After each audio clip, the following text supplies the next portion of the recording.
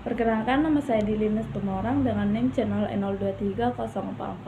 Di sini saya akan membahas materi dari mata kuliah perpajakan 1 yang dimana terdiri atas yang pertama pengertian hutang pajak, penyebab timbulnya hutang pajak, penagihan hutang pajak, serta penghapusan hutang pajak. Hutang pajak merupakan pajak yang masih harus dibayar, termasuk sanksi administrasi berupa bunga, denda, atau kenaikan yang tercantum dalam surat ketetapan pajak atau surat sejenisnya, berdasarkan ketentuan peraturan perundang-undangan perpajakan. Adapun penyebab timbulnya hutang pajak yaitu ada dua ajaran yang mengatakan, yang pertama itu ada ajaran formil, di mana ajaran formil mengatakan hutang pajak timbul karena dikeluarkannya surat ketetapan pajak oleh fiskus atau pemerintah. Ajaran ini konsisten dengan penerapan Official Assessment System. Yang kedua itu ada ajaran material, di mana ajaran material ini mengatakan hutang pajak timbul karena diberlakukannya undang-undang perpajakan. Dalam ajaran ini, seseorang akan secara aktif menentukan apakah dirinya dikenakan pajak atau tidak sesuai dengan peraturan perpajakan yang berlaku. Ajaran ini konsisten dengan penerapan self-assessment. Materi selanjutnya itu ialah penagihan hutang pajak. Penagihan pajak pada hakikatnya merupakan rangkaian tindakan Direktorat Jenderal Pajak atau DJP, karena wajib pajak tidak memenuhi ketentuan undang-undang pajak, khususnya pembayaran pajak. Rangkaian tindakan dimaksud merupakan penagihan aktif yang dilakukan secara bertahap mulai dari surat teguran, surat paksa, surat perintah melakukan penyitaan, dan permohonan lelang pada kantor lelang. Adapun jenis-jenis dari penagihan pajak itu ialah yang pertama penagihan pasif, di mana pada penagihan pajak pasif, Direktorat Jenderal Pajak hanya menerbitkan surat tagihan pajak atau STP, surat ketetapan pajak kurang bayar atau SKP-KB, surat ketetapan pajak kurang bayar tambahan atau SKP-KBT, SK pembetulan, SK keberatan, dan putusan banding yang menyebabkan pajak terutang lebih besar. Dalam penagihan pajak pasif, fiskus hanya memberitahukan kepada wajib pajak bahwa terdapat utang pajak. Jika dalam waktu 1 bulan sejak diterbitkannya STP atau surat sejenis, wajib pajak tidak melunasi utang pajaknya, maka fiskus akan melakukan penagihan aktif. Yang kedua itu ada penagihan aktif. Pada penagihan aktif, di mana ini merupakan penagihan pajak yang dilakukan oleh fiskus atau juru sita pajak kepada wajib pajak tanpa menunggu tanggal jatuh tempo pembayaran pajak. Penagihan pajak juga meliputi seluruh utang pajak dari semua jenis pajak, masa pajak, dan tahun pajak. Tujuannya penagihan jenis ini adalah untuk mencegah terjadinya utang pajak yang tidak bisa ditagih. Jika saat dilakukan penagihan seketika dan sekaligus wajib pajak belum membayar, maka juru sita pajak akan menunggu hingga tanggal jatuh tempo. Adapun materi selanjutnya yaitu langkah-langkah penagihan pajak. Terdapat 4 langkah-langkah penagihan pajak. Yang pertama itu adalah surat teguran. Pada surat teguran atau surat peringatan adalah surat yang terbitkan untuk melaksanakan penagihan pajak. Jika dalam waktu 7 hari setelah tanggal jatuh tempo penanggung pajak atau wajib pajak belum melunasi utang pajaknya, maka surat teguran ini akan sampai ke tangan penanggung pajak. Tujuannya adalah memberikan peringatan kepada penanggung pajak agar segera melunasi utang pajak sehingga tidak perlu lagi dilakukan penagihan secara paksa. Yang kedua itu adalah surat paksa.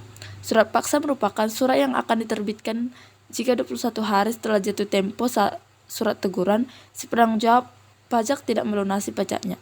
Setelah datangnya surat paksa, wajib pajak wajib melunasi pajaknya dalam waktu 2x24 jam agar tidak ada tindakan pemblokiran rekening, pencegahan ke luar negeri, hingga penyandaran paksa badan atau dengan catatan diragukan tiket baiknya dan memiliki utang pajak minimal 100 juta. Yang ketiga itu adalah surat sita. Surat sita adalah surat yang terbitkan jika dalam waktu 2x24 jam sejak diterbitkannya surat paksa, penanggung pajak belum membayarkan pajaknya. Ada biaya yang dikenakan untuk surat sita ini, yakni 75.000. Biaya ini digunakan untuk pelaksanaan sita. Penyitaan tidak semata-mata bertujuan untuk menjual barang milik penanggung jawab, melainkan petugas menggunakan barang-barang tersebut sebagai jaminan agar penanggung pajak melunasi pajaknya. Yang keempat itu adalah lelang.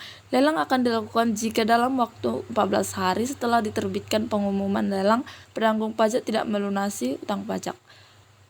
Materi selanjutnya yaitu penghapusan hutang pajak. Hapusnya hutang pajak dapat terjadi karena adanya yang pertama itu pembayaran. Hutang pajak akan dihapus apabila wajib pajak telah membayar hutang pajaknya. Dalam pembayaran pajak harus dilakukan dalam bentuk penyetoran uang ke tempat-tempat yang telah ditunjuk oleh Menteri Keuangan dan bukan dalam bentuk barang. Yang kedua itu adalah kompensasi. Kompensasi terjadi apabila wajib pajak mempunyai tagihan berupa kelebihan pembayaran pajak. Jumlah kelebihan pembayaran pajak yang diterima wajib pajak sebelumnya harus dikompensasikan dengan pajak-pajak lainnya yang terutang. Yang ketiga itu adalah daluarsa. Daluarsa atau lewat waktu adalah sebagai salah satu sebab berakhirnya utang pajak dan hapusnya perikatan atau hak untuk menagih atau kewajiban untuk membayar hutang karena lampaunya jangka waktu tertentu yang ditetapkan dalam undang-undang. Yang keempat itu adalah pembebasan dan penghapusan. Wajib pajak yang menunggak pajak setelah dilakukan penelitian telah meninggal dan tidak memiliki ahli waris dapat diusulkan untuk dihapusnya hutang pajak, atau yang bersangkutan mengajukan keberatan pajak ke Mahkamah Pengadilan Pajak tentang besarnya pajak terhutang yang harus dibayarkan atau tax advance. Yang kelima itu adalah penundaan penagihan. Setelah diterbitkan surat keputusan penundaan penagihan, berarti berakhirlah utang pajak meskipun sementara waktu. Dapat ditarik kesimpulan bahwa hutang pajak menurut faham formal timbul karena perbuatan fiskus, yakni fiskus menerbitkan SKP. Ada dua ajaran yang mengatur timbulnya hutang pajak. Yang pertama ajaran formil yang mengatakan hutang pajak timbul karena dikeluarkannya surat ketetapan pajak oleh fiskus atau pemerintah. Yang kedua adalah ajaran material yang mengatakan timbulnya hutang pajak karena diberlakukannya undang-undang perpajakan. Dalam ajaran ini seseorang akan secara aktif menentukan apakah dirinya dikenakan pajak atau tidak sesuai dengan peraturan perpajakan yang berlaku. Ajaran ini konsisten dengan penerapan self-assessment system. Penagihan pajak pada hakikatnya merupakan rangkaian tindakan Direktorat Jenderal Pajak karena wajib pajak tidak mematuhi ketentuan undang-undang pajak, khususnya pembayaran pajak. Adapun jenis penagihan pajak yaitu penagihan pasif dan aktif. Hapusnya hutang pajak dapat terjadi dengan adanya pembayaran kompensasi, daluarsa, pembebasan, dan penundaan penagihan. Demikian presentasi yang dapat saya sampaikan. Apabila ada kesalahan kata, saya ucapkan mohon maaf. Terima kasih.